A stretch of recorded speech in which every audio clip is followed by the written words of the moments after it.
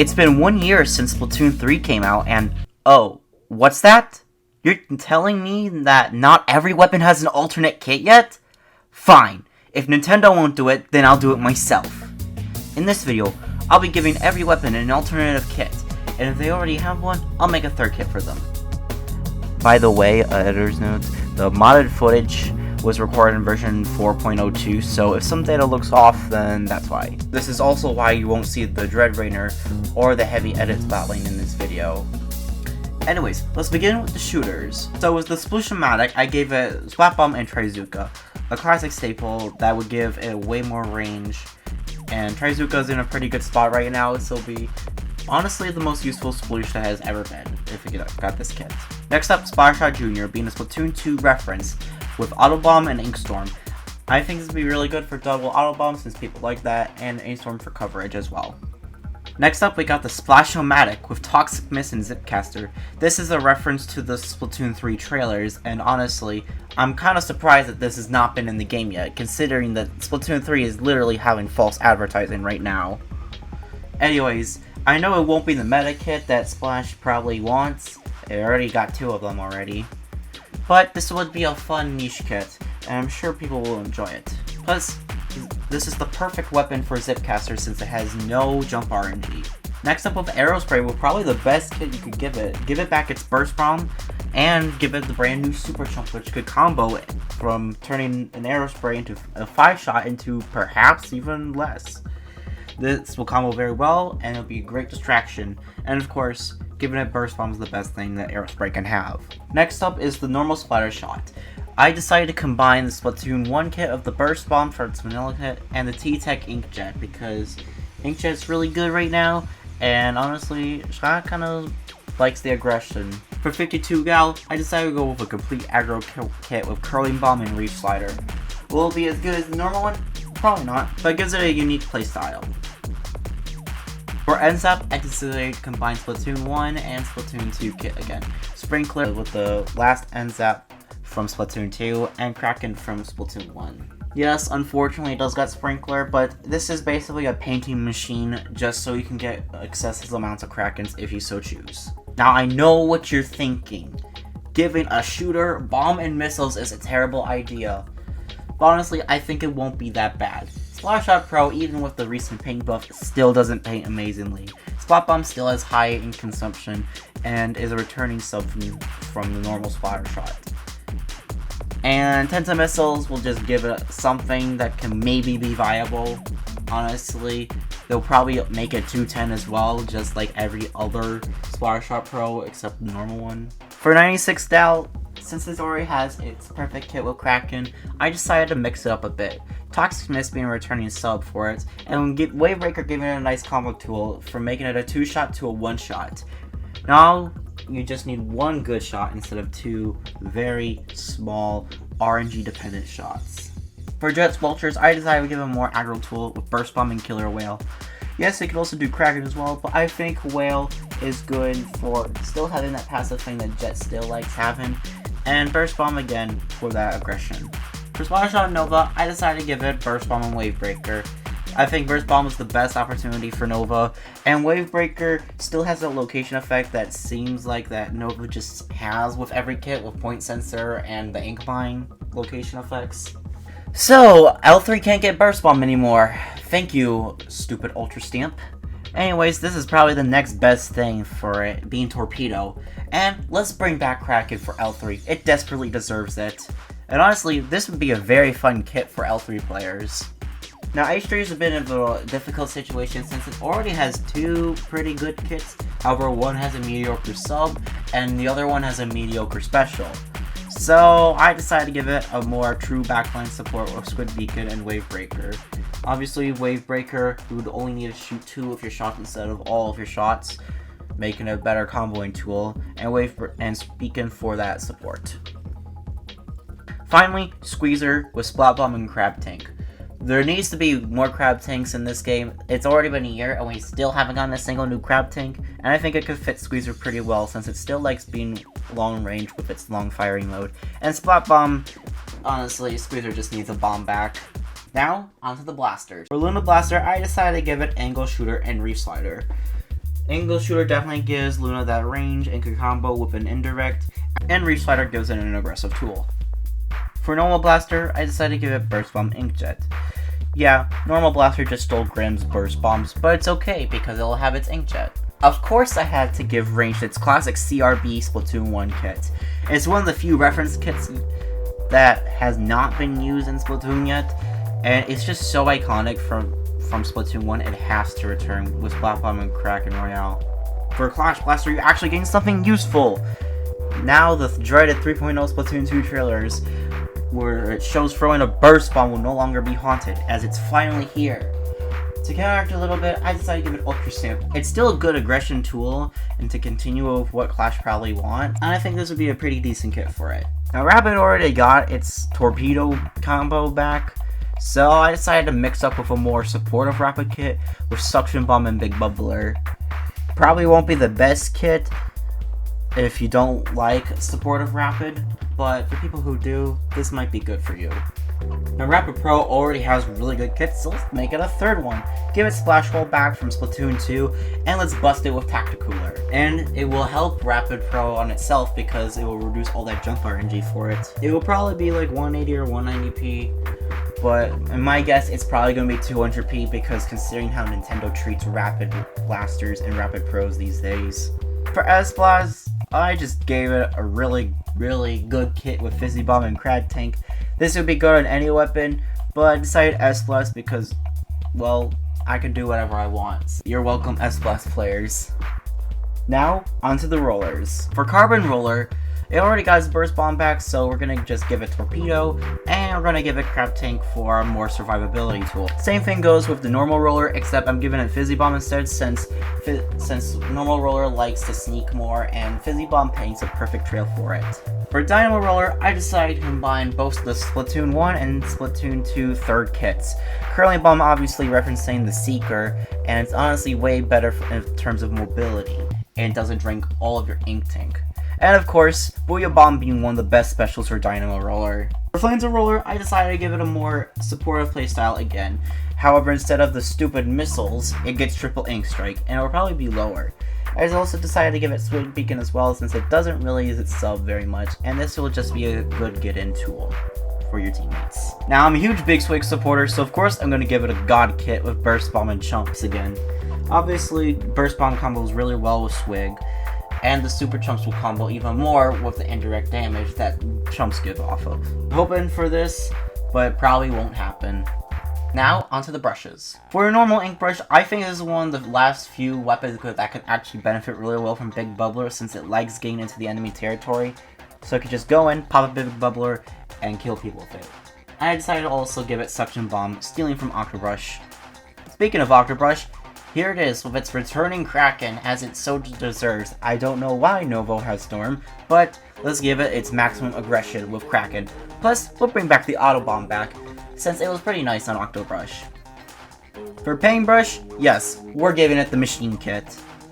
I honestly think this is a bit too extreme, and again, I can make whatever I want for these kits, and I want to see people suffer. So, let's make Paintbrush Machine 2.0. If this actually happens, I will play Paintbrush. Now, onto the Chargers. So, a lot of people want to see Squiffer with Zipcaster, so I decided to give it Zipcaster so you guys can see it. And of course, let's just bring back Suction Bomb, since it's always had that for its aggro tool. For normal Charger, it already got its Fire Fin kit, so it's a bit harder. I decided to give it Angle Shooter to kinda give it E-liter range, and it could probably help you out during close combat. And Killer Whale. This Charger is all about maximum range. For E-liter, I of course gave it Beacon, as it usually always gets Beacon, and let's make people suffer with a Booyah Bomb. It'll probably be really high, but still, Booyah Bomb and E-liter is scary. Now, Bamboo players have already suffered enough for getting Auto Bomb, and it's even more that they have to wait an entire year just to get a second kit. It still hasn't even been confirmed yet. So, we're gonna give it the Splash Kit of Burst Bomb and Crab Tank, because honestly, Bamboo deserves it. Now, this would be Fizzy Bomb Inkjet for GooTuber, however, with the recent GooTuber kit, it got Ultra Stamp. But not to worry, because GooTuber can still get Inkjet back, it'll just get back its Curling Bomb. I mean, it's kinda helpful, if you're like just trying to leave. And it doesn't help well. It's just there for mobility. It's still good though. I mean, it's GooTuber. Now, Snipe Rider is a really interesting kit I made. Fizzy Bomb combos really well. Even just one hit from one of the Fizzy combos instantly kills it with one of your other shots. And of course, Ink Storm getting that control that Snipe Rider wants. And it combos well with the Fizzy Bomb and the actual main weapon itself. This is a very synergistic kit. Now, onto the sloshers. So, as a slosher enthusiast myself, I want to bring back Burst Bomb. And since I can mod it into the game, I, of course, give it Burst Bomb and Kraken. This is the most aggro that Slosher will probably ever be, and if this gets into the game, I will literally have a heart attack.